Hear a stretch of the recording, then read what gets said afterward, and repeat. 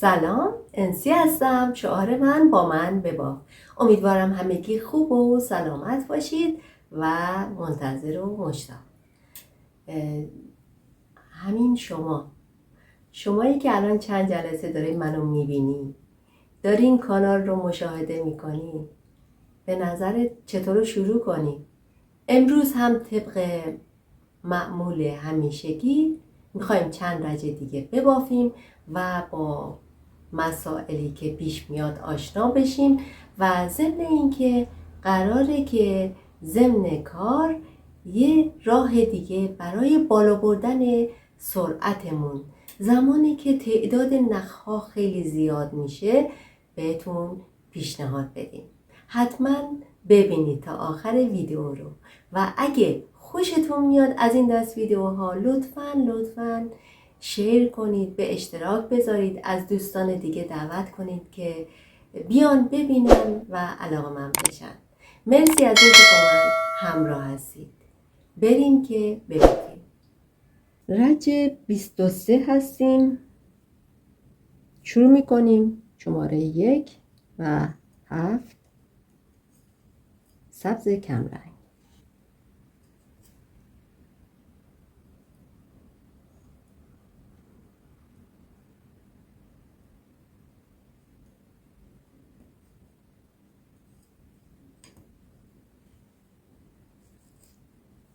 و در قسمت آخر هم 65 و 71.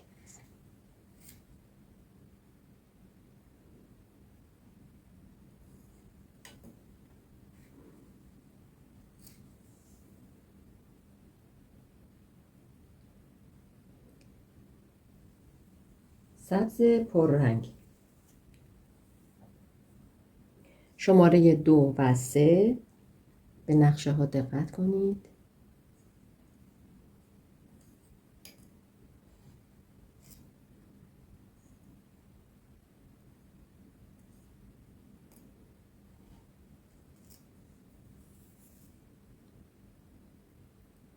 و شماره 5 و 6.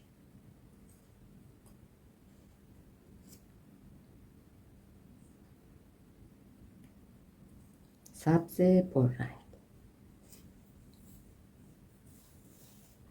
در حاشیه آخر هم قسمت انتهایی هم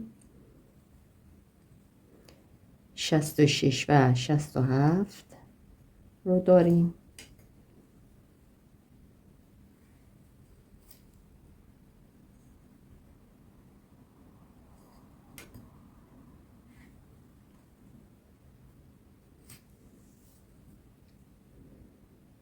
و 69 و 70 هر دوشون سبز پررنگ.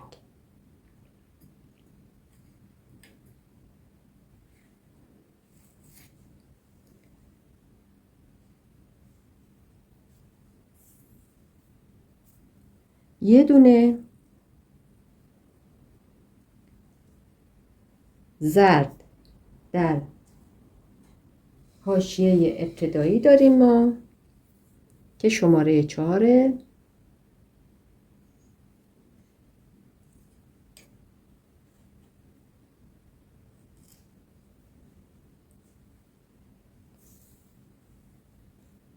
و یک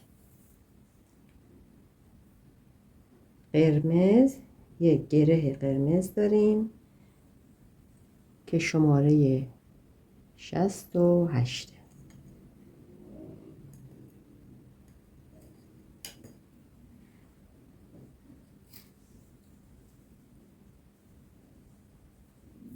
وسط هم که همچنان 3 تا قهوه‌ای داریم.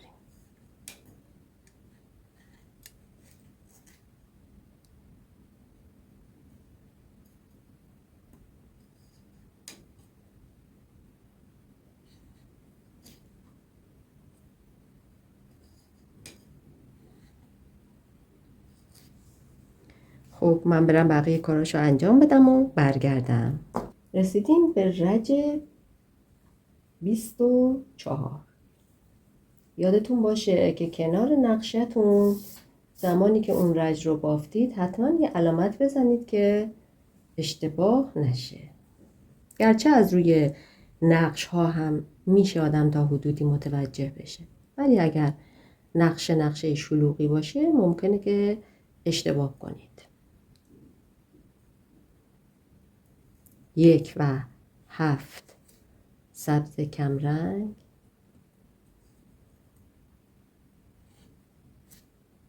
65 و 71 هم سبز کمرنگ.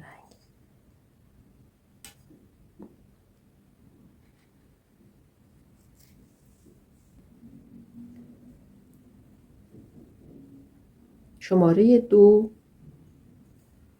و شماره 6 سبز پررنگ. نقشه دقت کنید. رج قبل رو ما داشتیم که یه دونه زرد داشتیم، الان پس باید 3 تا زرد بشه برای اون گلبوتاها. سمت چپ، سمت راست هم یه دونه قرمز داشتیم که این رج میشه 3 تا قرمز، بنابراین از سبز هامون کم میشه یه دونه. 66 و 70.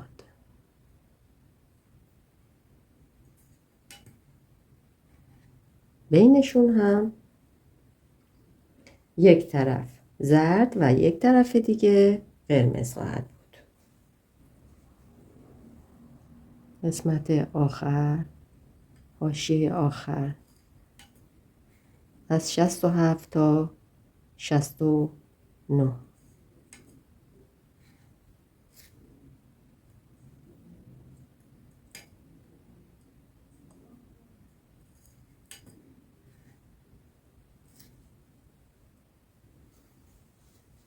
این طرف هم زرد داریم از شماره 3 تا 5.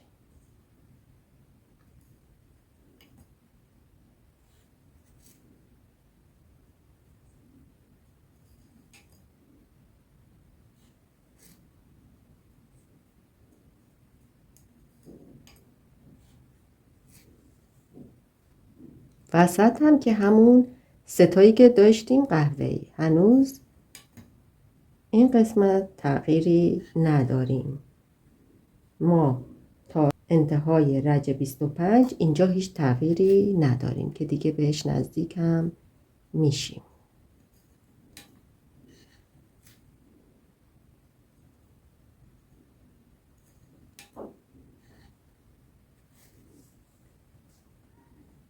خب میرم که این قسمت ها رو ببافم و رج 24 رو تموم کنیم.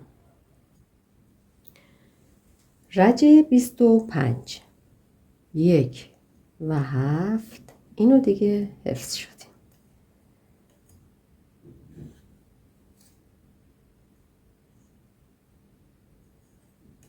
سبز کمرنگ و همچنین 65 و 71.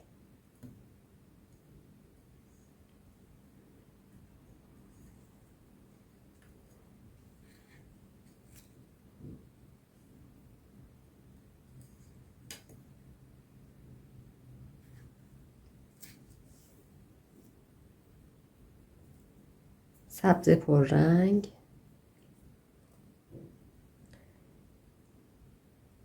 الان باید دوباره زرد بشه از 3 تا 1، قرمز هم از 3 تا 1، پس باید سبز پررنگمون از 1 بشه به 2 تا، یعنی 2 و 3 این طرف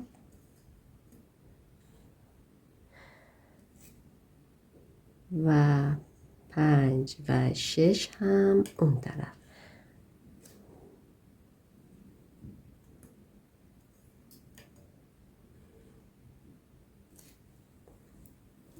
لطفاً دوستان به من بگین که این روش نقشه‌ای که من الان دارم براتون میخونم شما رو راضی میکنه؟ به این شکل راضی هستید یا روش دیگه ای رو پیشنهاد میکنید که براتون خوب باشه از راه دور؟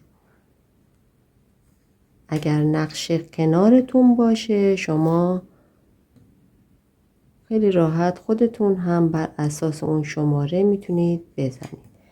با این حال گفتم من هم تکرار کنم همراه با شما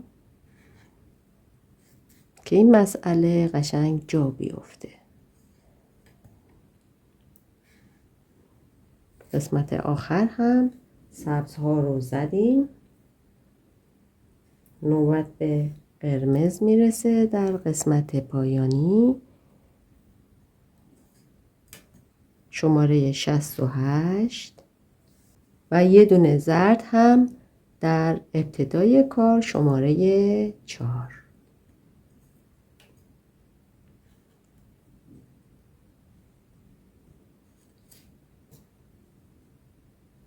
وسط هم که همچنان قهوه‌ایه. رج 25.